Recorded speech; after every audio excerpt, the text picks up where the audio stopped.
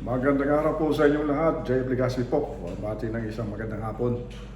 Andito po tayo ngayon sa opisina na siya na rin aming warehouse. Kasama natin si John at saka si Jay doon. Technical at saka sales natin. Etong video ito ay paanyaya sa lahat ng mga professional DIYer. Ano ba ang professional DIYer? Sila po yung gumagawa ng mga 48-volt system na hybrid on off-grid or grid tied. No, nag-DIY sila. Kaya ang tawag sa kanila, professional DIYer.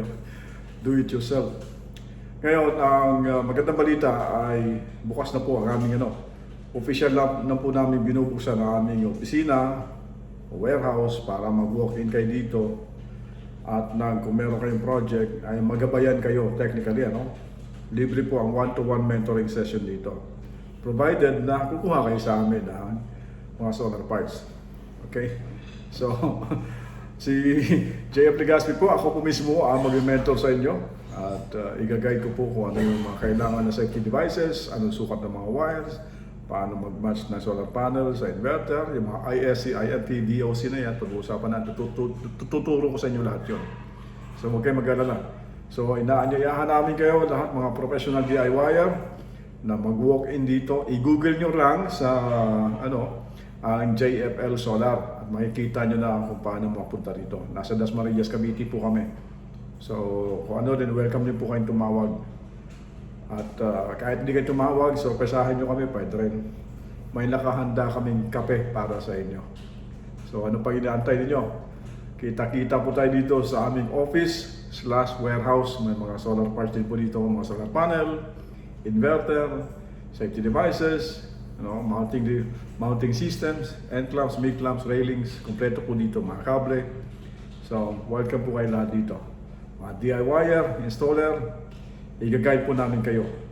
Free, full technical support sa installation, parameter settings ng inverter, pagiging sa battery, at saka sa troubleshooting. Dito po lamang yan sa JFL Solar.